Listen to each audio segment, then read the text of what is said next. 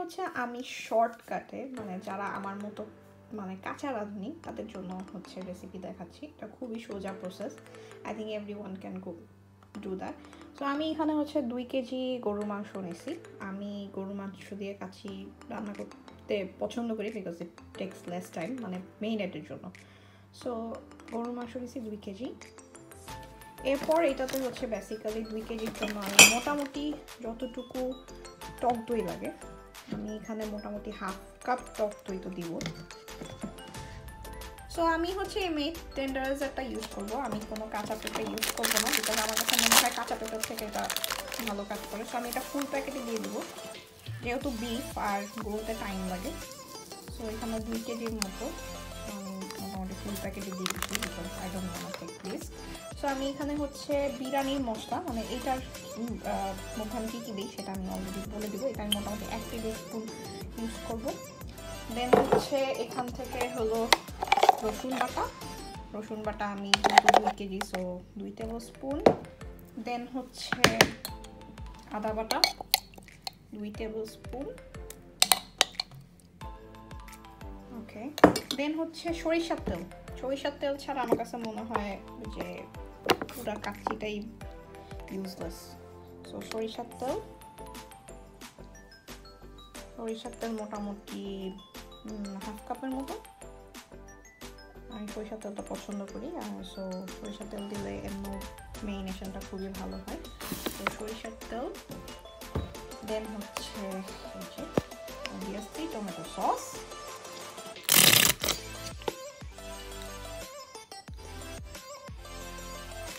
আমি হচ্ছে এই বিরিয়ানির মশলাটা ইউজ করি। ট্রাস্ট মি, এটা ট্রাই করে দেখেন, এটা যদি আপনি মিক্স করেন আপনার কাছে একদম প্রপার কাচ্চি টেস্ট আসবে। সো এইটা আমি বেসিক্যালি অলমোস্ট পুরোটাই দিয়ে দিব, আর এটা আসলে এগুলোর কিছু জিনিসের আসলে কোনো মাপ নাই। আর আমি হচ্ছে অবশ্যই বেরেস্তা দিব কিছু, আর বাকি বেরেস্তা পরে দিব। এটা জাস্ট খালি মেরিনেশনের সময় আমি বেরেস্তা দিব। এটা কিন্তু ফার্স্ট স্টেপ মেরিনেশন। সো এটার মধ্যে হচ্ছে এই যে ব্ল্যাক পেপার দিয়ে দিচ্ছি, আমি একটু জিরা পাউডার দিব, মানে জিরা গুঁড়া, আর এটার মধ্যে হচ্ছে 1 টিস্পুনের মতো হচ্ছে আমি মরিচের গুঁড়া দিয়ে দিব। মাখাইতে তুমি চলে যাবো। আমি আসলে বেসিক্যালি একটা আন্দাজে হিসাব করে লবণ দিয়েছি, যেহেতু অলরেডি মশলাতে প্লাস হচ্ছে টমেটো সসের লবণ আছে। So that's it. এটা হচ্ছে first step of marination.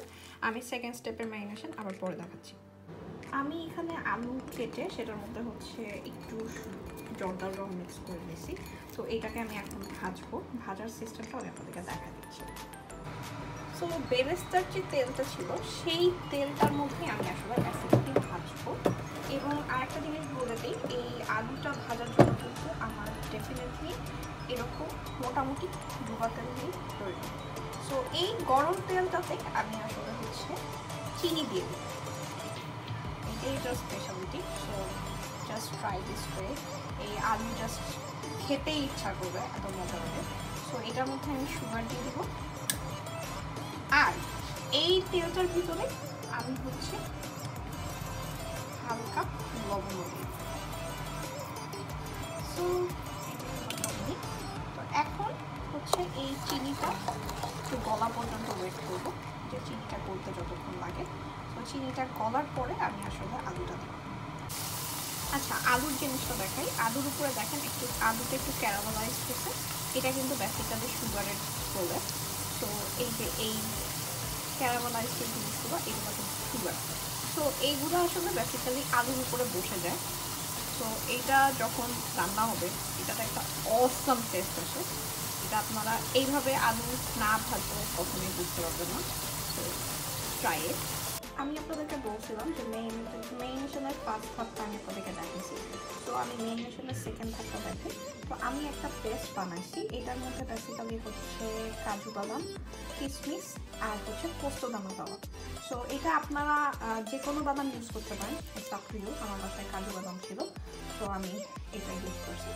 So so এটা দিয়ে এখন জাস্ট হচ্ছে এটাকে মেরিনেট করবো। এটা রাখার কোনো দরকার নেই, এটার সাথে সাথেও করা যায়, বিকজ আমি এটা পরে দিই, কারণ হচ্ছে আমি যতটুকু জানি বাদাম যদি মেরিনেশনের সময় দেওয়া হয় তাহলে মাংসটা ভালোভাবে মেরিনেট হয় না, মশলা মাংসের ভিতরে ঢুকে না প্রপারলি, তাই হচ্ছে আমি এটাকে পরে দিই, জাস্ট এক্স্যাক্টলি কুকিংয়ের 8 মিনিটে এই বাটাটা দিই।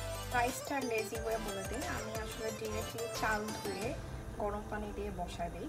সো আমি আর আলাদা করে কিছু করি না, মানে ওয়েট করি না। বাট আরেকটা জিনিস বলে দিই, যদি আপনারা অনেক বেশি টেনসড হন ডেফিনেটলি বাসমতি চাল ইউজ করবেন।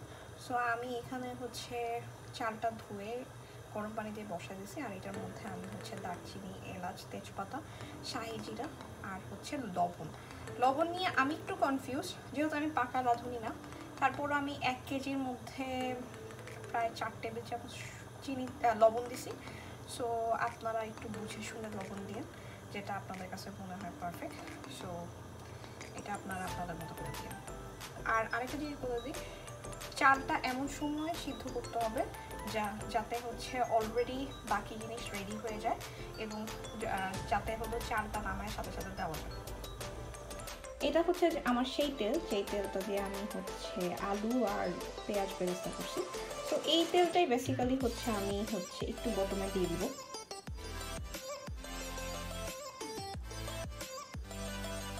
আমি হচ্ছে সবসময় মাওয়া দিই, তো আনফর্চুনেটলি আজকে দোকানে মাওয়া পাওয়া যায়নি, বিকজ মাওয়া হচ্ছে এক্সপায়ার্ড। সো আমি আসলে ইনস্ট্যান্ট একটা মাওয়া বানিয়ে নিচ্ছি। তো এর জন্য আসলে আমি 1 টেবিল স্পুন হচ্ছে ঘি দিলাম, আর হচ্ছে এখানে আমি 2 টেবিল স্পুন হচ্ছে পাউডার মিল্ক দিব। আপনারা চাইলে এটার মধ্যে একটু সুগার অ্যাড করতে পারেন, ইটস টোটালি অপশনাল, আমি অ্যাড করতে চাচ্ছি না। বেসিক্যালি আমি হচ্ছে ওই ঘি আর পাউডার মিল্কটা হচ্ছে 1 মিনিট দিব। মাওয়াটা হতে হতে আমি এখন হচ্ছে আলুগুলা দিয়ে দিব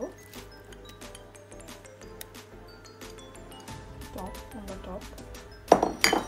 এটার উপরে হচ্ছে আমি এটাকে সুন্দর করে বিছাই,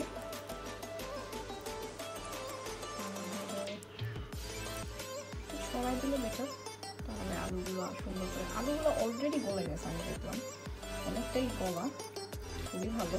নর্মালি আলু গলতে টাইম লাগে। আপনাদেরকে একটা কথা বলে দিই, যদি আপনাদের বাসায় কয়লা থাকে প্লিজ ট্রাই করবেন যাতে কয়লা দিয়ে একটু মাংসটা রাখার জন্য। আমার বাসায় কয়লা এখন কোথায় আছে আমি জানি না, আদারওয়াইজ আমি কয়লা সবসময় দিই। আর এর উপরে আমি হচ্ছে এখন একটু বেরেস্তা দিয়ে দিব। ওকে, আমি হচ্ছে কিছু আলু বোখারা ছড়াই দিচ্ছি, আপনারা চাইলে এখানে কিসমিসও দিতে পারেন। আমি একটু কিছু দিচ্ছি, খুব বেশিটাই নেই, বাদামও দেওয়া যায়। এবার একটা মিক্সচার বানাবো।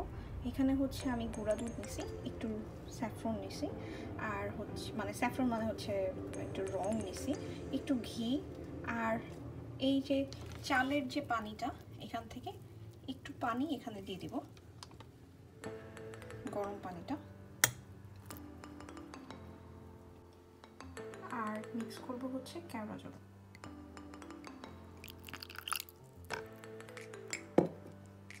ভাতটা এটার উপরে বিছিয়ে দিয়ে এইটার মধ্যে হচ্ছে আমি বেরেস্তা দিয়ে দিব।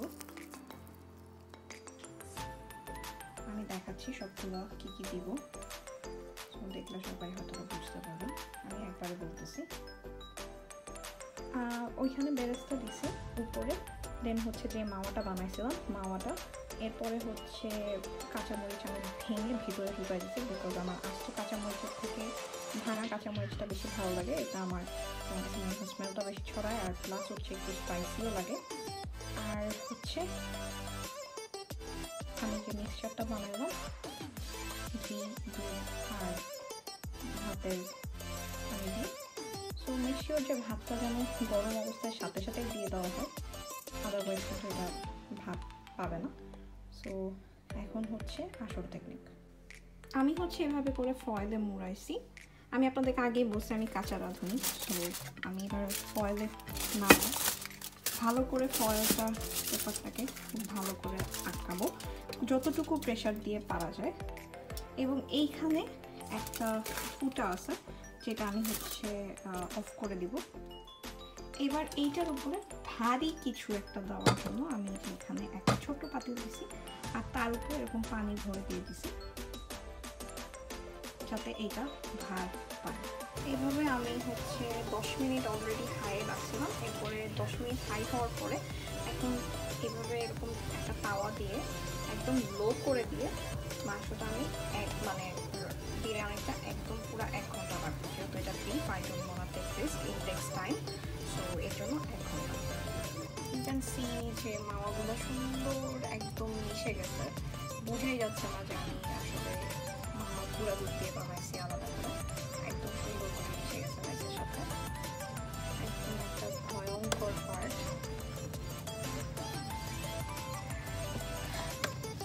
আমি খুবই ভয় পাই পাকাটা ধরে না মাংস। লুক যে মাংস গলছে, যে মাংসটা গলছে, আমার কাছে মনে হচ্ছে মাংস গলছে।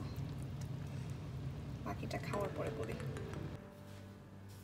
মাংস পারফেক্টলি মেল্ট হচ্ছে, এভরিথিং ইজ অ্যাকচুয়ালি পারফেক্ট। আমার কাছে মনে হচ্ছে যে একটু বেশি সুগারি হলে ভালো লাগতো, বাট ইটস জাস্ট পারফেক্ট।